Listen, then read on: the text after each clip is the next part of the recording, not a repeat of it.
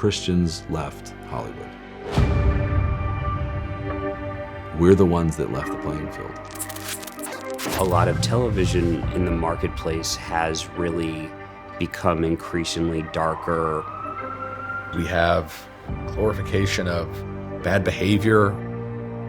How do we make the show that my 8-year-old daughter finds and that she says, I want to watch this together?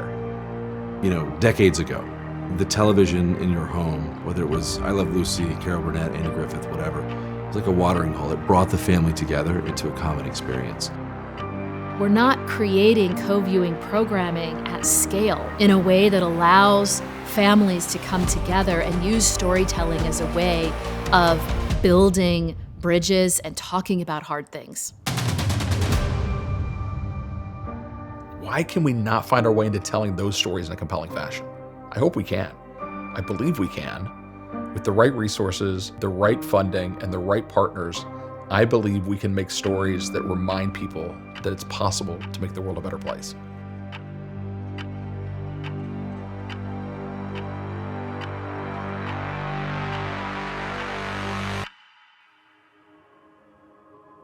So if you read the history, Christians left Hollywood. And I think as much as we complain about losing our voice, we're the ones that left the playing field. The growth in devices has been a real gift in a lot of ways for all of us, but it definitely drives you to a place where kids and adults say like, well, we all want to watch something different and we can now. And so therefore, the bias in the household is identify the perfect show for each person and let everyone watch individually.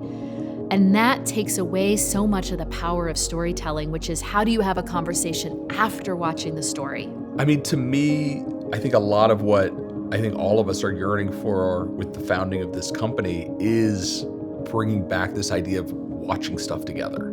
You know, I think that not enough storytelling right now works for a broad audience. Jon, in the course of thinking through how he could change culture fundamentally, he believed there was something intrinsically good about the stories that people of faith had to tell, that there was something intrinsically good about the ability to watch content with your whole family, to view multi-generationally, to hear stories that were positive and uplifting, and that there was a market opportunity right now because those stories weren't being told. But I think for a time in our industry, there was a real limiting factor of us saying, well, the films don't have to be as good because the gospel's in them. I mean, first of all, like, we serve a Savior that gave his all. So we should at least give our all to the work. And you have to have a relentless pursuit to growth and to honing your craft. And that is a huge part of what we do. And here's what I see in the faith industry of film and television. We aren't taking enough risk. When I was building Netflix internationally, I was walking into rooms telling people about Netflix and they would say, "Net what?" I'm used to being told that I'm taking risks that don't quite make sense. But I've never taken a risk that's not calculated. And I deeply focus on what the audience needs first. And when you focus on what the audience needs first, those risks aren't so scary. In fact, staying still is scarier than taking the risk. I think in the faith-based world, we have often operated one story at a time, to be honest. We've often got passionate about a project and we've tried to fund that project without regard for whether that was connected to distribution, without regard for whether we had the financial capital lined up to do that at a high standard of excellence, and without regard for the idea that we could replicate that we could tell not just one story, but that we could build on that and do it again and again and again. I think that's the power of trying to create a studio rather than an individual film. You are creating a mechanism to connect capital to the best creators in the world, to do so in a repetitive way, and to make sure that in doing so, you have the distribution and heft to reach audiences globally. And if we could do that with the ability to repeat it, to build an entire ecosystem around it, I think the power of that would really transform faith and family-friendly entertainment.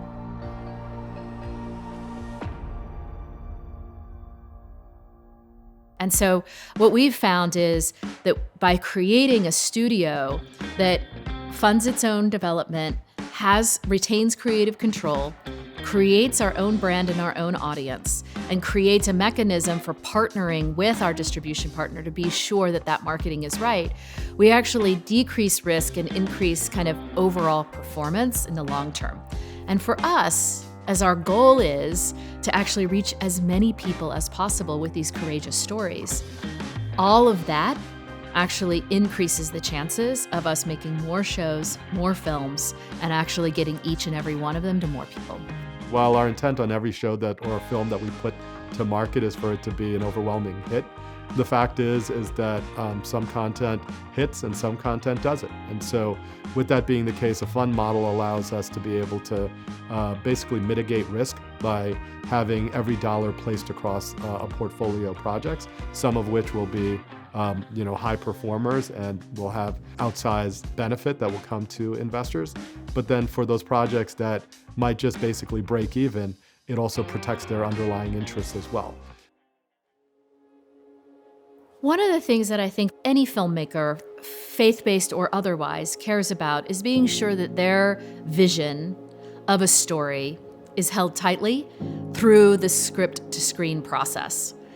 But just because a story sounds great in the parking lot doesn't mean, first, that it's going to actually work on screen at a budget that makes sense and in a way that a distributor wants to release it. So there's the mission element and there's the commercial element. And I would really encourage you to care deeply about both. Because if you care about the mission and you love the story, but there's no commercial plan attached to it, it won't find its audience, even if it's great. So you would rather be sure that the commercial element comes alongside so that it can find its audience. So the unique thing in terms of what we're doing is, first and foremost, we understood the importance of being a studio. In this case, what that means is we have to be able to, one, identify and develop stories, and then be able to go ahead and fully manage the production process, but then also to be folks that are well-versed in the distribution business, to partner with the likes of Amazon, Sony, or any of the other folks that we're talking to be fully integrated so that we could participate in the creative process all the way through distribution to people and reaching folks in their home. From a spiritual sense, I think about distribution as, the gospel originally went out on the Roman road, right? Christians did not build the roads. Rome built the roads. They were not built for Christianity. They were built for military expansion, but they were there and we used them.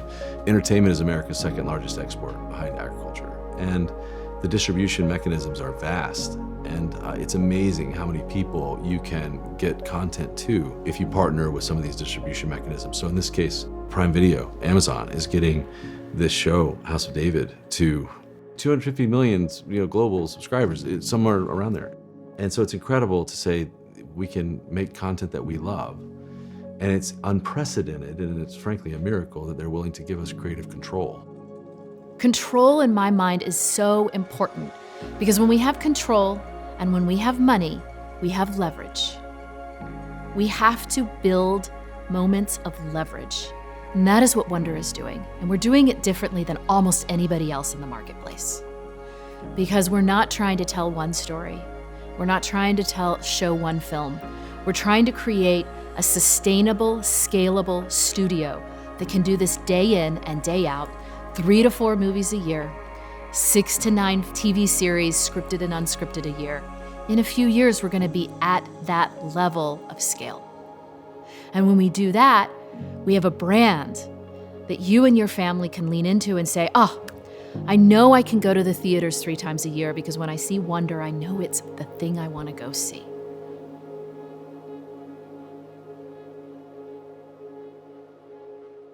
This is the direction storytelling will go, needs to go, has to go, must go. This is what the world needs. And I think if we do this and we make really high quality films, the movies that I made Iron Man, Avengers, Guardians of the Galaxy, Spider-Man Homecoming, Dungeons & Dragons. I made movies that are big. I make quality movies. If we can make these kind of big quality films and bring our sense of heart and our sense of faith, our sense of values, the things that we value to the table, I think we can win big time. And it's the the role of capital and all that means we get to be in the driver's seat with the studios. It means we get to be in charge creatively. It means that we can come to the table with the resources and the heft behind us to make sure that we do it the right way. We have folks that are from Lionsgate. We have folks that have worked at Disney. I worked at Disney. We have folks that worked at Netflix. We have folks that worked at MTV Networks. We have folks that kind of span the broad spectrum of the entertainment space, whether it's television, whether it's film, whether it's music, and even sports. We have a wide spectrum of folks that have experience across the board. I think there's a number of barriers for folks both in front of and behind the camera. Most of them are aligned with, wow, the budget's too small, the concept is interesting, but I might be the only person I know on set. I don't know the director, I don't know the producer, I'm not sure how it's gonna get distributed, I'm not sure I want my name against this.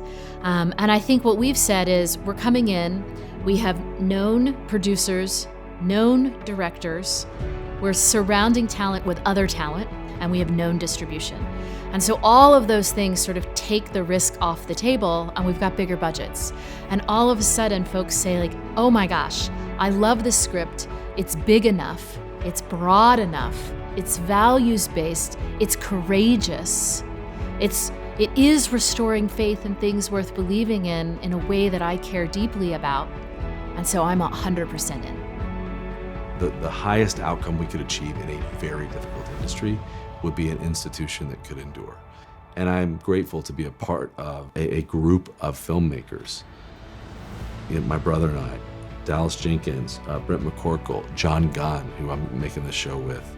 And my hope is that this is the start of something that we can sort of break the dam, and that there's a generation of talent coming behind us that will far outshine what we're doing today, and that we can sort of create a platform by which they can shine. I tell people one of the great encouraging things for me is if you watch the House of Leo trailer, the first logo is that MGM logo. Leo the Lion is like historic in our industry.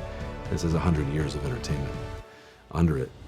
That's a very, very motivating thing, to think that you could create a company and a structure that could self-perpetuate and tell these type stories for 100 years. That would be a profound outcome.